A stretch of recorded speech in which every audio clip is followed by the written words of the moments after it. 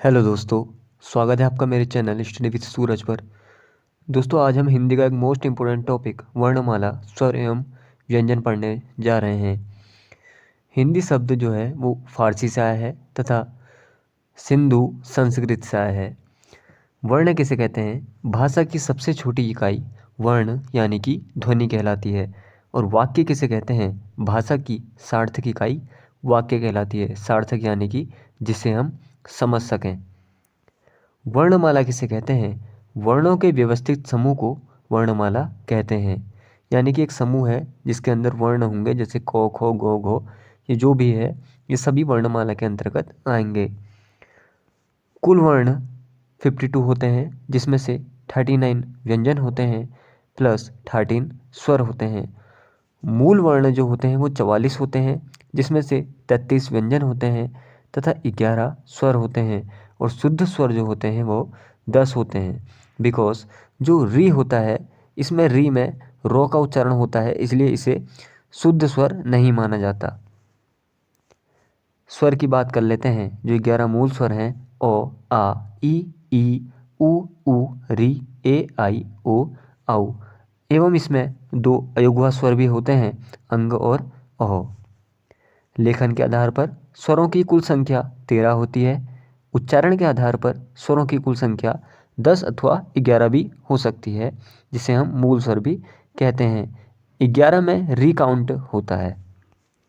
अयुग्मा स्वर 2 होते हैं, अंग और अह। अंग को अनुस्वार बोलते हैं क्योंकि इसका उच्चारण केवल नाक से होता है। अह विसर्ग यानी कि सिर्फ मुंह से बोला जाता है। स्वरों का वर्गीकरण की बात कर लेते हैं। उच्चारण के आधार पर स्वरों का वर्गीकरण 3 प्रकार से होता है। पहला, ह्रस्व स्वर। ह्रस्व स्वर जिन स्वरों के उच्चारण में कम समय लगता हो उसे ह्रस्व स्वर कहते हैं। जैसे ओ, ई, उ, री, इसमें कम समय लग रहा है, इसलिए यह ह्रस्व स्वर है। उसके बाद दीर्घ स्वर की बात करते हैं। जिन स्वरों के उच्चारण में ह्रस्व स्वर से अधिक समय लगता है उसे दीर्घ स्वर कहते हैं। जैसे आ, बड़ी, बड़ाऊ, ए, आई, ओ, औ।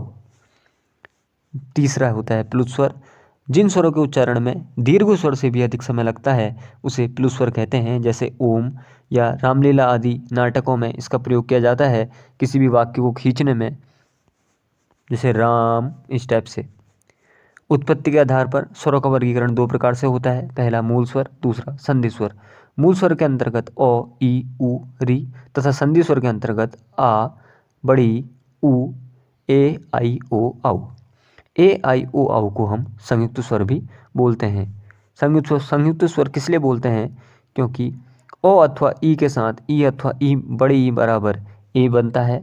ओ और आ के साथ अगर ए मिलता है तो आई बनता है। और आ के साथ अगर उ अथवा औ मिलता है तो ओ बनता है। ओ अथवा आ के साथ ओ मिलता है तो औ बनता है। अन्य उत्पत्ति के आधार पर देख लेते हैं। सजाती अथवा मूल दीर्घ स्वर। सजाती हमें नाम से ही पता चल रहा है। समान जाति के योग से निर्मित स्वरों को सजाती स्वर कहते हैं।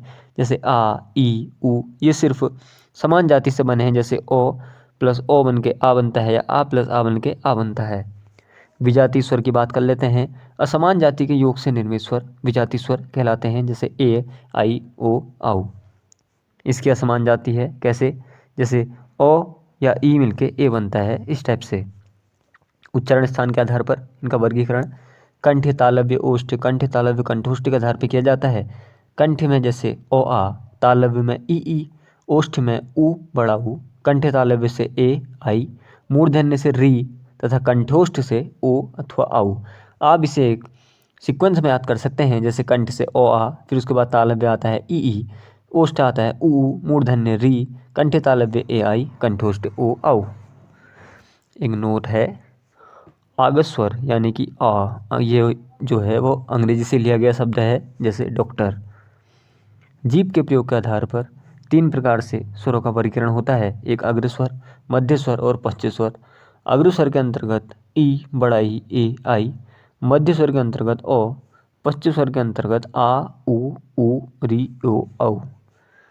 मुखाकृति के आधार पर एक विवृत, संवृत, अर्धविवृत और अर्धसंवृत। विवृत में हमें मुंह इसमें पूरा खुलता है, जैसे आ। संवृत में मुंह पूरा बंद रहता है। ई, उ री, इसमें मुंह पूरा बंद है।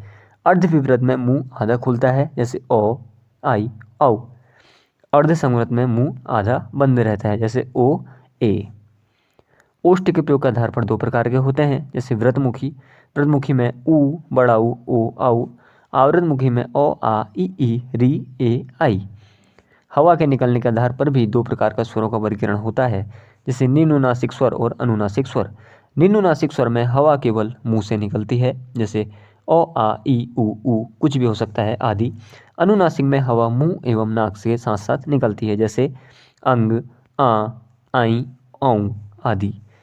एक नोट है, अनुनासिक स्वरों में चंद्र बिंदु का उपयोग होता है, परंतु यदि शिरोरेख के ऊपर कोई मात्रा लगे तो चंद्र बिंदु के स्थान पर केवल बिंदु का प्रयोग ही होता है।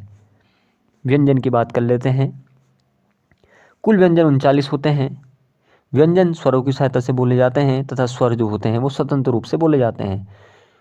इन कुल व्यंजन 39 में से मूल व्यंजन 33 होते हैं, जिसमें से 25 स्पर्शी व्यंजन होते हैं, 4 अंतस्थ व्यंजन होते हैं तथा 4 ऊष्म संघर्षी व्यंजन होते हैं, 4 संयुक्त होते हैं तथा 2 द्विगुण होते हैं। फिर ये पूरे 39 हो जाते हैं। व्यंजनों का वर्गीकरण करते हैं। पहला, स्पर्शी या वर्गीय व्यंजन के अंतर्गत हमारे 25 वर्ण आते हैं। इनका उच्चारण स्थान देखते हैं, वर्ग देखेंगे, व्यंजन देखेंगे। उच्चारण स्थान कंठ में आपका को वर्ग आता है, जिसमें को खो गो घोड़ो। तालव्य में आपका चौ वर्ग आता है, चौ छो जो झोड़ो। मूर्धन्य में टो वर्ग आता है, टो ठो डो ढोणो। दंत्य में तो वर्ग आता है, तो थो दो धोनो। ओष्ठ में पो वर्ग आता है, पो फो बो भो मो। चौ छो जो झो को स्पर्शी संघर्षी भी कहते हैं और अणो हणो हणो नो मो को नासिक्य या पंचमाक्षर भी कहते हैं। इसे आप ऐसे याद कर सकते हैं, के टी एम 2। के से कंठ, टी से तालव्य, एम से मूर्धन्य, डी से दंत्य, ओ से ओष्ठ। अब बात करते हैं, स्पर्शी व्यंजनों को निम्न भागों में बांटा है, जैसे गोसत्व के आधार पर अथवा कंपन के आधार पर। घोषत्व के आधार पर यह 2 प्रकार के होते हैं, जैसे अघोष। प्रत्येक वर्ग का पहला और दूसरा व्यंजन अघोष कहलाता है, तथा घोष या सघोष प्रत्येक वर्ग का थर्ड और फोर्थ फिफ्थ व्यंजन घोष या सघोष कहलाता है। प्राणत्व के आधार पर भी 2 प्रकार से बांटा है। प्राणत्व यानी कि श्वास। अल्प प्राण, जिसमें कम सांस होती है, जैसे प्रत्येक वर्ग का पहला, तीसरा और फिफ्थ व्यंजन अल्प प्राण कहलाता है। और महाप्राण में प्रत्येक वर्ग का सेकंड, फोर्थ और फोर्थ व्यंजन महाप्राण कहलाता है। इसमें अधिक सांस की आवश्यकता पड़ती है। अंतस्थ व्यंजन की बात कर लेते हैं। ये 4 प्रकार के होते हैं, जैसे यो, रो, लो, वो। अंतस्थ व्यंजन जो होते हैं सघोष और अल्प प्राण दोनों होते हैं। यो और वो को अर्धस्वर कहते हैं, रो को लुंठित या प्रकंपित कहते हैं और लो को पार्श्विक कहा जाता है। हम बात करते हैं ऊष्म या संघर्षी व्यंजन की। 4 प्रकार के होते हैं, शो, सो, शो, हो। शो को तालव्य कहते हैं, शो को मूर्धन्य कहते हैं, सो को दंती सो कहते हैं, हो को काकल्य वर्ण कहते हैं। अब बात करते हैं संयुक्त व्यंजन की। ये 4 प्रकार के होते हैं, शो, त्रो, ग्यो, स्रो। शो आपका को प्लस आधा को प्लस सो से बनता है, त्रो से आधा तो प्लस रो से बनता है, ग्यो आपका आधा जो प्लस अयों से बनता है, स्रो आपका आधा शो प्लस रो से बनता है। द्विगुण या उत्क्षिप्त व्यंजन 2 प्रकार के होते हैं, अड़ो और ढो। एक नोट है, वर्तस्य व्यंजन भी होते हैं जो 5 प्रकार के होते हैं, सो, रो, लो, जो, नो। इसे आप इस प्रकार से याद कर सकते हैं, सरल जन। लो और सो तो वर्ग में भी आते हैं। जो शिरोरक के ऊपर चंद्र बिंदु होता है उसे तद्भव भी, ये इसका उपयोग हमेशा तद्भव में होता है, जैसे कि आँख। तद्भव यानी कि हिंदी के शब्द। शिरोरक के ऊपर अगर एक बिंदु हो तो वह तत्सम में प्रयोग होता है, जैसे अंग। तत्सम यानी कि संस्कृत। वर्णों के उच्चारण स्थान देख लेते हैं। कंठ, कंठ में आपका को वर्ग आता है, ओ, आ, अह और हो। तालव्य में आपका चौ वर्ग आता है, ई, पड़ी, यो और शो। मूर्धन्य में आपका टो वर्ग आता है और शो और री आता है। दंत्य में आपका तो वर्ग और सो आता है। ओष्ठ में आपका पो वर्ग, उ और बड़ा उ आता है। कंठ तालव्य में आपका ए और आई आता है। कंठोष्ठ में आपका ओ और आओ आता है। दंत मूल में रो और लो आता है। दंतोष्ठ में वो और फो आता है। नासिक्य में अंग, अणो, अणो, अणो, नो, मो आता है, जो नाक से बोले जाते हैं। पंचम वर्ण में आपका 5 वर्ग के अंतिम वर्ण को पंचम वर्ण कहते हैं, जिसके अंतर्गत अणो, अणो, अणो, नो, मो आता है। दोस्तों, उम्मीद है आपको पूरी वर्णमाला समझ में आई होगी। अगर आपको इसकी PDF चाहिए तो यूट्यूब के डिस्क्रिप्शन में मैंने अपनी टेलीग्राम का लिंक दिया है, आप उसमें से डाउनलोड कर सकते हैं। जय हिंद, जय भारत, जय देवभूमि, जय उत्तराखंड। आने वाले एग्ज़ाम के लिए आपको best of luck. Thank you.